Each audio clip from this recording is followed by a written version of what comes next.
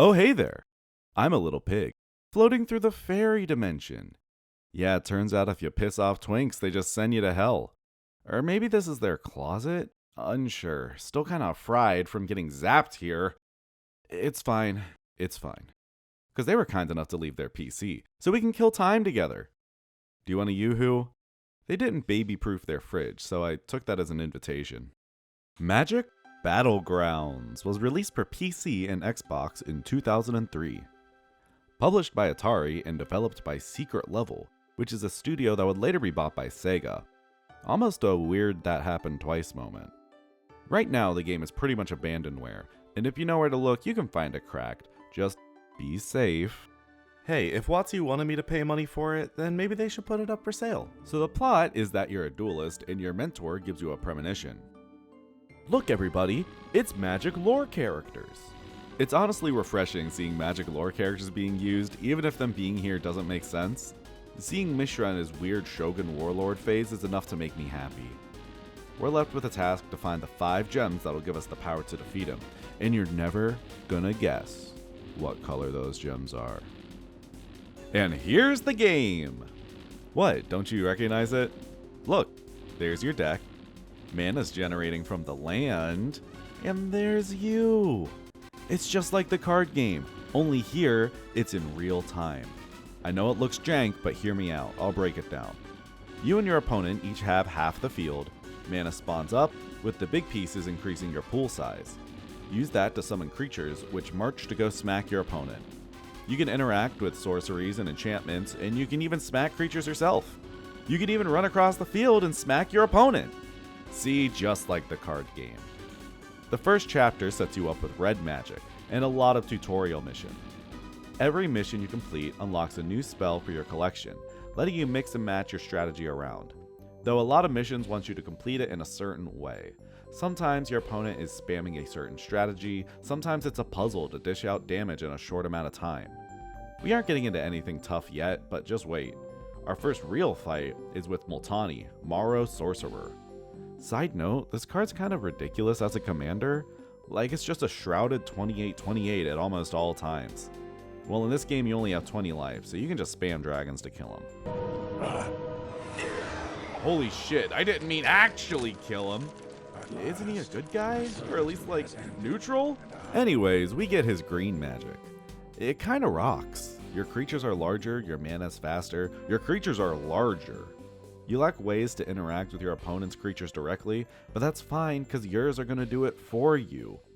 This Llanowar Elves is looking a lot like an Elvish champion, but it's a good design, so it's chill. It's nice seeing iconic cards like Goblin King and Priest of Titania represented like this, or even cards like Rushwood Elemental or Magma Giant. Magic's identity feels strong here. The arenas also look good. I'm liking what I'm seeing. Set dressing's important, and this delivers on that early 2000s fantasy aesthetic that I really associate with Magic the Gathering.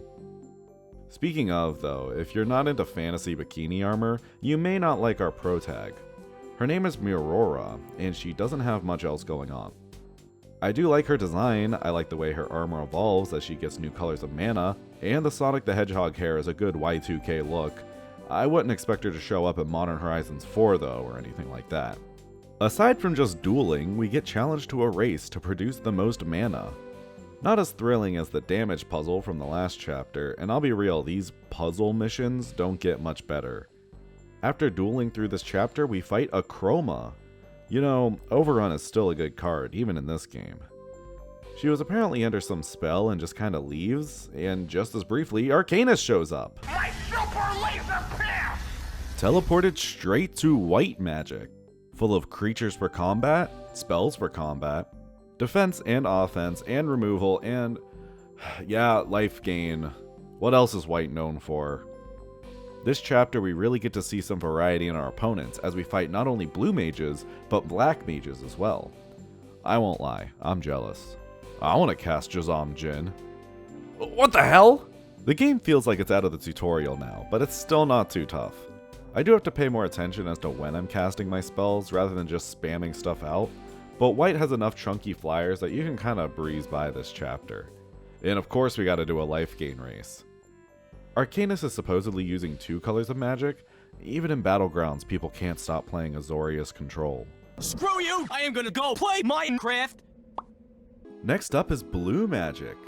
Just like in real Magic, Blue Mages win the game by putting your opponent to sleep.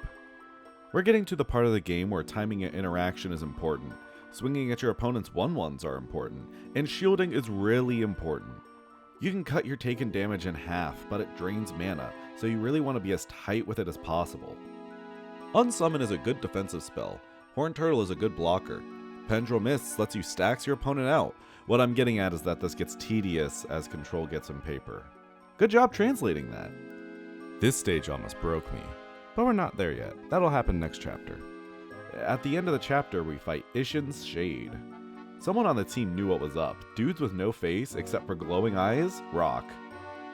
Yeah, Carnophage dance party. Aw, party's over. Finally, we reach Black Magic. No surprise, this is the toughest chapter. Now we're getting into advanced techniques, like the idea of summoning your creatures on the back line to make the fighting happen on your side of the field, letting you farm the mana dropped. Or how about you just run across and steal your opponent's mana crystals? Yeah, that's right. Why leave it at directly attacking their life points? Take their land drops while you're at it. Timing this is a relevant part of high-level Battlegrounds play. Shout out to the Battlegrounds community that's still playing this game online, by the way. I didn't hop online myself, but you could, thanks to dedicated fans. Black gives you access to some hard removal, and hell yeah, Jazam Jin time. I gotta be real though, some of these missions are just straight up not fun.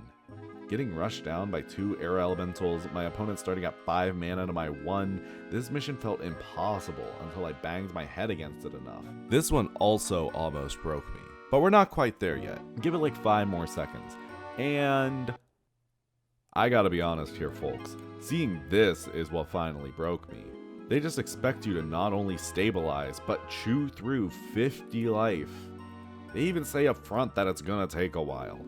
I need something more. I need a level up moment. If I really focus, maybe I can channel some of Magic's greatest. Mike Long, Yuya Watanabe, Alex Bertoncini. That's right, we're gonna cheat. Remember cheat codes? Well, this one unlocks every mission for us, so we can just skip past some of these that aren't as fun.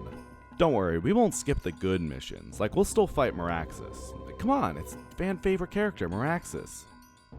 Sabo Tavak. What a sick character design. Honestly, so much love to bald women. This fight though, she starts with 8 times the mana pips as you, is immediately throwing flyers your way, burns you any chance she gets. This is textbook artificial difficulty. It's not any kind of strategy or unique spells, she just starts with more resources, and that kinda just makes my eyes glaze over. It is beatable though. The final challenge, Mishra himself. He doesn't even have mana. He uses all 5 colors and just summons whatever he feels like. Which, I guess is a lot of elves. Kind of a pushover, I won't lie. This is the canon ending to the Brothers' War, by the way. Mishra just melts. Credits roll. I really just want to shout out the dev babies, all in their 20s by now. An extra special thanks, Magic the Gathering fans worldwide. Well, I hate Magic the Gathering fans. After beating the game, there's still a little more to check out. We're free to build our own spellbooks and play as any of the other characters in the game, including Sabo and Mishra. I dig some of the other original characters though, like we've got Lilith, Marasmus, Bloodrain, Chad Kroger. Holy shit, is that seriously just all Scarf Underboob? You can play through arcade mode to unlock them, fighting increasingly tough opponents, but there's also a cheat code to get them right away. I'm not a huge fan of playing with some of these limited spellbooks. You can also play against friends locally, and let me tell ya, I'm very tempted to wheel a CRT into a Magicon to get some money matches going. I mentioned the stages earlier, but I just wanted to highlight some of these. Like Messedin College is very cool, I like Enchanted Vales also. And of course, one last cheat code. Introducing the secret level. Big Creepy Void, hell yeah. There's also this set of DLC spells that were only available on the Xbox Live Store. Did you know the original Xbox had an online store? People have modded them into the PC version, but I'm not about to go to that effort, so check out this other guy's footage. There's some cool ones here. Brutal creatures like Swarming Living Hive, or the unblockable Tidal Kraken. Haymaker sorceries like Insurrection, which does exactly what you think, and Biorhythm, which also does exactly what you think. Kinda messed up in a game where you can only control 5 creatures. It's good to see this content isn't completely lost to time, though. Big shoutouts to everyone that still preserves this kind of stuff. Oh hey, wait. There's one more cheat code in the back of the manual. Let's see.